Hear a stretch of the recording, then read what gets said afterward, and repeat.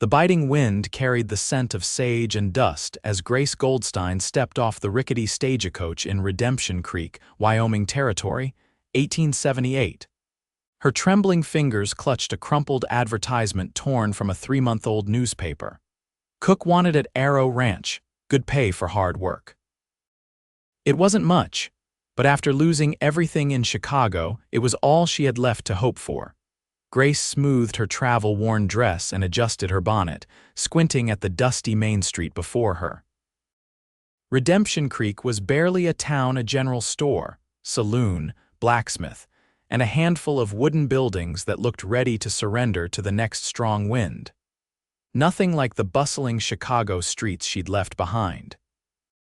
But Chicago held only ghosts now, memories of a life shattered by fire and loss. First time in Redemption Creek. The stagecoach driver handed down her weathered carpetbag, eyeing her city clothes with mild amusement. "Yes," Grace replied, lifting her chin despite her exhaustion. "I've come for work at Arrow Ranch." The driver's eyebrows shot up.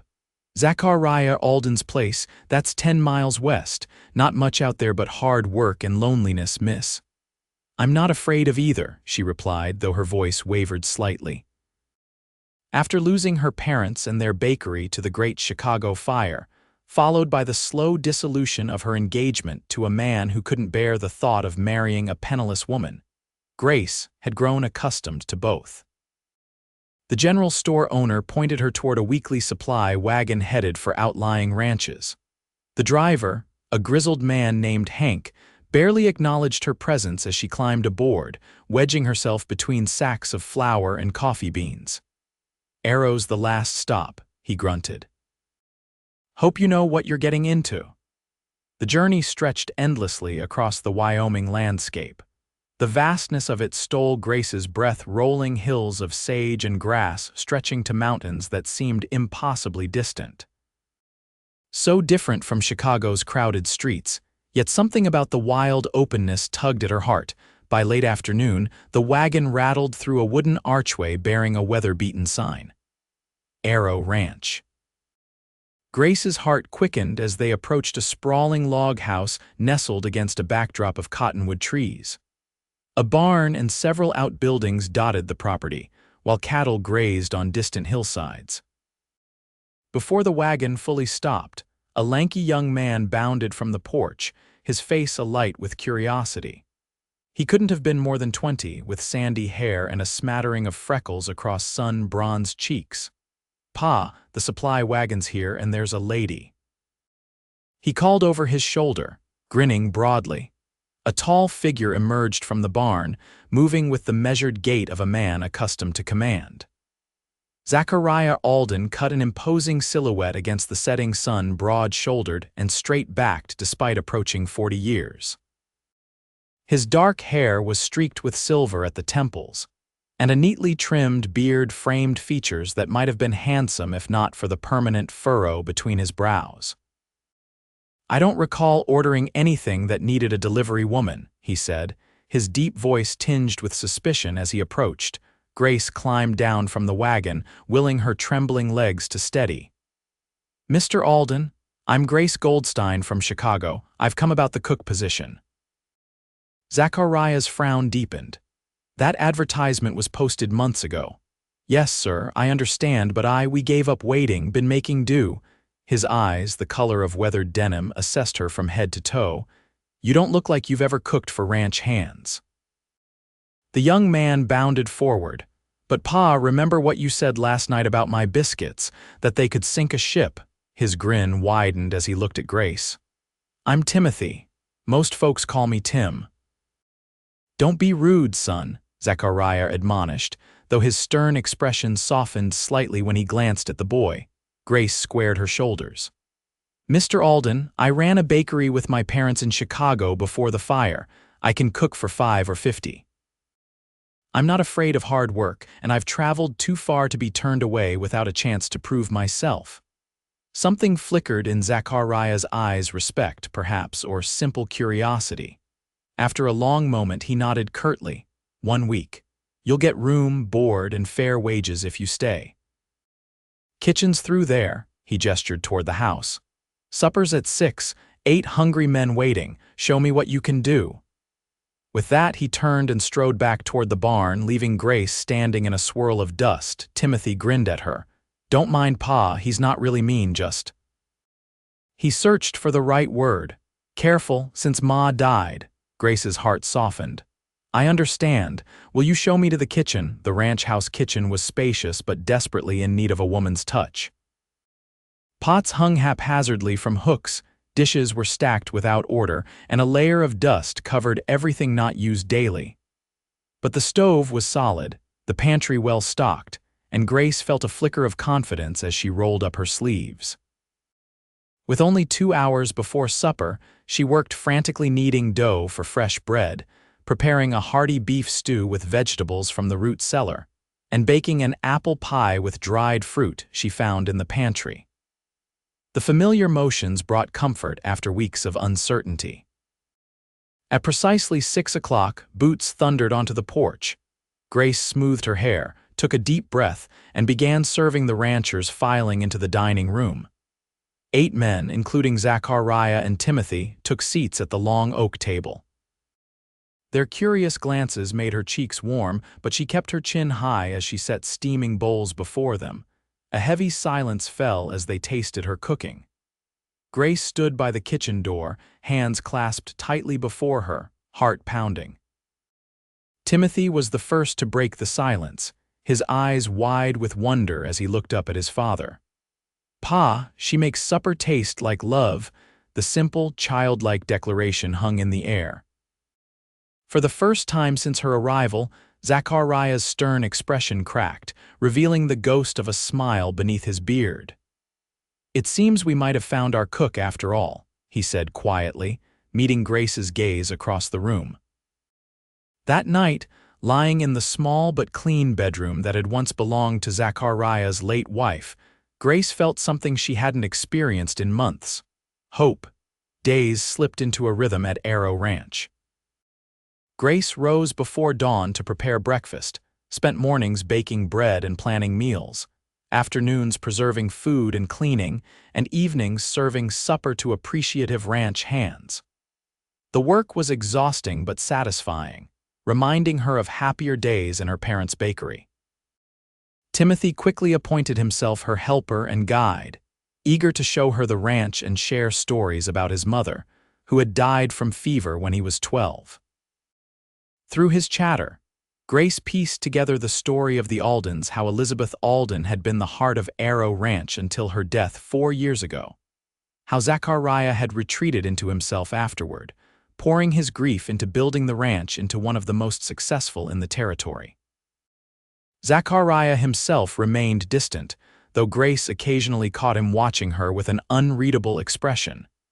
He was unfailingly polite but maintained a careful distance, as though proximity might burn. "Pa used to laugh all the time before," Timothy confided one afternoon as he helped Grace gather eggs. "Ma said his laugh could chase clouds away." Grace glanced toward the distant pasture where Zachariah sat astride his black stallion, supervising the branding of spring calves. "Grief changes people," she said softly, thinking of her own transformation from carefree baker's daughter to solitary wanderer. "You lost people too, didn't you?" Timothy asked with the direct insight of youth. "Yes, my parents in the Chicago fire, everything we had." Timothy's freckled face grew solemn. "Is that why you came all the way out here?" Grace nodded, surprised by the emotion tightening her throat. "Sometimes you need to find a new beginning." 2 weeks into her stay, as April rains turned the ranch into a sea of mud, disaster struck. Grace was preparing lunch when Timothy burst into the kitchen, his face white with panic. "It's Pa, there's been an accident at the north pasture. Horse spooked at lightning and threw him against the rocks. They're bringing him in now." Grace's heart lurched as she followed Timothy onto the porch. 2 ranch hands approached, supporting a grimacing Zachariah between them. Blood matted his hair, and his right arm hung at an unnatural angle. "Get him to his room," Grace commanded, falling naturally into the role her mother had often taken during emergencies. "Timothy, ride for the doctor in town." Doctor's gone to Cheyenne, one of the hands said grimly. Won't be back for days. Then we'll manage ourselves, quickly now. Grace had assisted the local doctor in Chicago often enough to know the basics. While the men settled Zachariah in his bedroom, she gathered supplies, clean linens, her sewing kit, whiskey, and herbs she'd been drying in the kitchen. Zachariah's eyes were clouded with pain when she entered, but he maintained his dignity. It's nothing serious, just a broken arm and a few cuts. Let me be the judge of that, Mr. Alden, Grace replied firmly. I've helped set bones before. Something like respect flickered in his eyes before he nodded consent. The next hour tested Grace's courage as she cleaned the gash on his temple, stitching it closed with neat, careful sutures. Setting his broken arm proved more challenging, requiring Timothy and another ranch hand to hold him steady while Grace manipulated the bones back into place. Zachariah remained stoically silent throughout, though sweat beaded on his forehead. You'd have made a fine doctor, Miss Goldstein, he said quietly when she finished binding his arm. Just a cook who's seen her share of accidents, she demurred, though his words warmed her. You should rest now. I'll bring some broth later.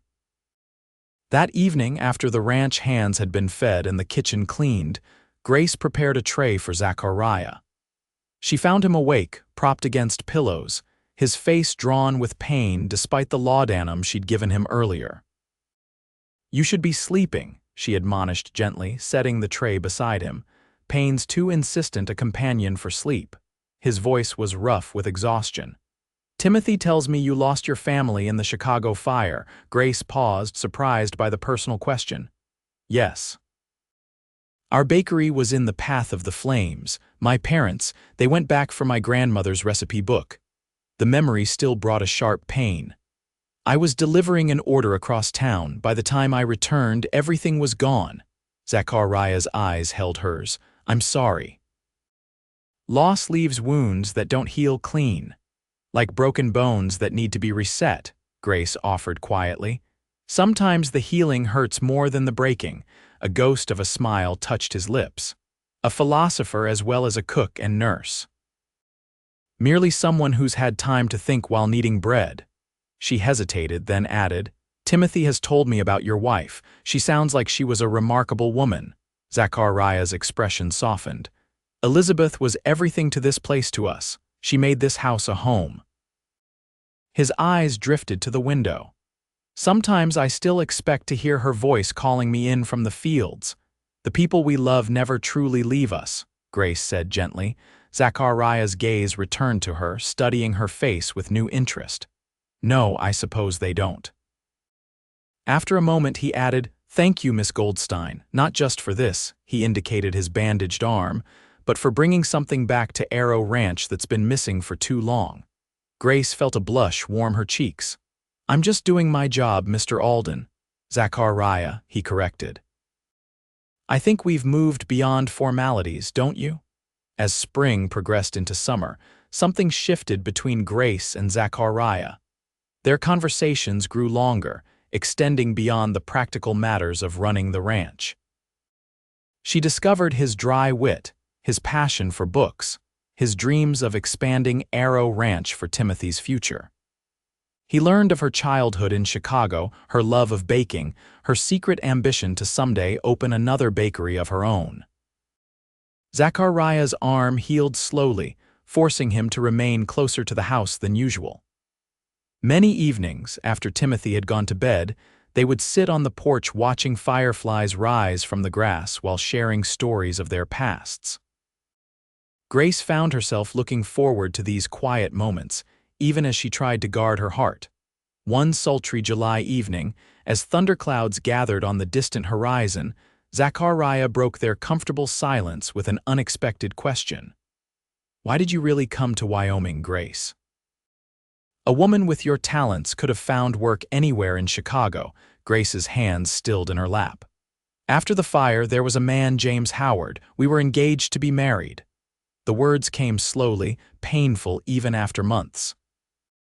When my parents died and the bakery was gone, his ardor cooled considerably. He suggested we postpone the wedding until I was more financially secure. Zachariah's expression darkened. A man of questionable character. A practical man, Grace corrected, though the memory still stung. But it made me realize I needed to find my own way. When I saw your advertisement, it felt like providence. Lightning flickered across the distant sky, illuminating Zachariah's face as he turned toward her. His loss was Arrow Ranch's gain, he said quietly, and mine. Before Grace could respond, Timothy burst onto the porch, excitement radiating from him. The new foal's coming. Jenkins says it's happening right now. The moment broken, they followed Timothy to the barn where ranch hands gathered around a stall. Inside, a mare labored to deliver her foal. Grace stood slightly apart, aware this was a rancher's world, when she still felt separate from despite months at Arrow Ranch. Zachariah came to stand beside her. First foaling, he asked gently. Yes, it's remarkable. His hand found hers in the shadows, fingers intertwining with a naturalness that startled her. Life always is. They remained that way, hands joined, as new life entered the world with a wet tangle of spindly legs and soft nickering. Something profound passed between them in that moment, unspoken but unmistakable. August brought the county fair to Redemption Creek, and Timothy begged until Zachariah agreed they would all attend. Grace spent days preparing special treats for the baking competition, secretly hoping to win the modest prize money to add to her savings. The fairgrounds bustled with activity, livestock exhibitions, horse races, games of skill, and tables laden with homemade goods for judging. Grace felt a thrill of excitement as she arranged her pastries and breads for the competition. These will win for certain, Timothy declared loyally, eyeing her cinnamon rolls with naked longing. Save your confidence until the judges have spoken, Grace laughed, though his faith warmed her. The boy's right, Zachariah said, appearing beside them in his Sunday best, looking handsome enough to make Grace's heart flutter. There isn't a woman in the territory who can match your baking. As they moved through the fairgrounds, Grace became aware of curious glances and whispered conversations following them. It took her a moment to realize why Zachariah Alden, the county's most eligible widower, was escorting a woman to the fair. The realization brought both embarrassment and a secret pleasure. Midday found them sharing a picnic under cottonwood trees. Timothy had run off to watch the shooting competition, leaving them in a rare moment of privacy. People are talking, Grace observed, smoothing her best dress nervously. People always talk, it's their primary occupation in these parts. Zachariah's eyes held amusement. Does it bother you? I'm just your cook, she reminded him, though the words felt hollow even to her own ears. Zachariah's expression grew serious. Is that all you are, Grace? Before she could answer, a cultured female voice interrupted. Zachariah Alden, as I live and breathe, I'd heard rumors you'd finally emerged from hibernation. Grace looked up to see an elegantly dressed woman approaching, her expensive silk dress and elaborate coiffure marking her as someone of means. Beside her walked a distinguished gentleman with silver at his temples. Josephine. Zachariah rose, his expression carefully neutral. It's been some time. Nearly 2 years since you turned down my dinner invitation, the woman replied with a laugh that didn't reach her eyes. Her gaze shifted to Grace with calculating assessment. Won't you introduce us to your friend? Of course. Grace Goldstein, this is Josephine Harrington and her brother William. Their family owns the bank in Redemption Creek. Grace inclined her head politely, acutely aware of her simple dress and practical hairstyle beside Josephine's finery. Miss Goldstein is Arrow Ranch's cook, Zachariah added, his tone challenging anyone to find fault with the statement. Josephine's perfectly arched eyebrows rose. How? Domestic? I'd heard you'd hired help, but I had no idea she was so young. The implication hung in the air like thunderclouds. William Harrington cleared his throat. Josephine, we should find father. He wanted to inspect the bull competition. He nodded to Zachariah and Grace. A pleasure to meet you, Miss Goldstein. As they departed, an uncomfortable silence fell. Grace's cheeks burned with humiliation, suddenly seeing herself through Josephine's eyes, a mere employee being paraded around by her employer, inviting scandal and gossip. "I should check on my entries," she said stiffly, rising to her feet. "Grace," Zachariah began, but she was already walking away, needing distance to collect her scattered emotions. The afternoon passed in a blur. Grace won first prize for her apple pie and second for her bread, but the victory felt hollow. She avoided Zachariah, making excuses to stay near the women's exhibitions while he accompanied Timothy to the rodeo events. As twilight approached, lanterns were lit around the fairgrounds and a fiddler began playing for dancing. Grace stood at the edge of the crowd, watching couples whirl across the makeshift dance floor, her heart heavy with confusion. "There you are," Zachariah's voice came from behind her. "I've been looking everywhere. It's getting late," Grace replied without turning. "Perhaps we should collect Timothy and head back to the ranch." A gentle hand on her shoulder turned her to face him. Zachariah's eyes were intent, searching her face. "What happened today? What did Josephine say to upset you?" "Nothing that wasn't true," Grace replied, her voice barely audible above the music. "I am your cook, Zachariah, whatever else I might have imagined. It was foolish." Understanding dawned in his expression. "Is that what you think? That I'm ashamed to be seen with you? That I consider you merely an employee?" When Grace didn't answer, he took her hand and led her away from the crowd, toward a quiet corner near the picket line where their wagon waited. "Josephine Harrington has been trying to secure my attention since Elizabeth died," he explained quietly. "She sees marriage to me as a means to expand her family's holdings. What you witnessed was jealousy, plain and simple. Jealousy of a cook." Grace couldn't keep the disbelief from her voice. "Of the woman who has brought light back into my life." Zachariah's words hung in the air between them. "Grace, when you arrived at Arrow Ranch, I was half alive at best. Timothy was right that first night you make more than supper taste like love. You've reminded me what it means to look forward to each day." Grace's heart thundered in her chest. "Zachariah, let me finish, please." His hands found hers, warm and strong. "I've been a coward, afraid to acknowledge what's been growing between us. But seeing you through Josephine's condescending gaze today made me realize how foolish I've been. I don't want you as my cook, Grace. I want you as my partner, my confidante, my wife if you'll have me." The world seemed to still around them. In the distance, the fiddle played a sweet, longing melody while lantern light cast golden shadows across Zachariah's earnest face. "People will talk," Grace whispered, though her heart was already answering his question. "Let them. I've spent 4 years caring too much about appearances and propriety, hiding behind my grief instead of living." His thumbs traced gentle circles on her wrists. "Life is too precious and too short, Grace. I learned that when I lost Elizabeth. I won't make the same mistake again." Grace thought of all she had lost: her parents, her home, her former life, and all she had found at Arrow Ranch. Not just employment or shelter, but purpose, joy, and a family she'd come to love. "Yes," she said simply, her voice steady despite the tears gathering in her eyes. "Yes, Zachariah." His smile broke like sunrise across his face before he pulled her into his arms, his lips finding hers in a kiss that promised a lifetime of tomorrows. Timothy discovered them moments later, his young face lighting up with undisguised delight. "Finally," he exclaimed. "I've been praying for this since you made those first biscuits, Grace." Laughter broke the emotional tension as Zachariah wrapped an arm around his son's shoulders. "You approve then, Tim? Approve? I've been dropping hints for months." The boy's expression turned suddenly serious. "Does this mean Grace will stay forever and be my mother?" Grace knelt to meet his eyes. "If that's what you want, Timothy." The boy threw his arms around her neck. "More than anything," he whispered fiercely.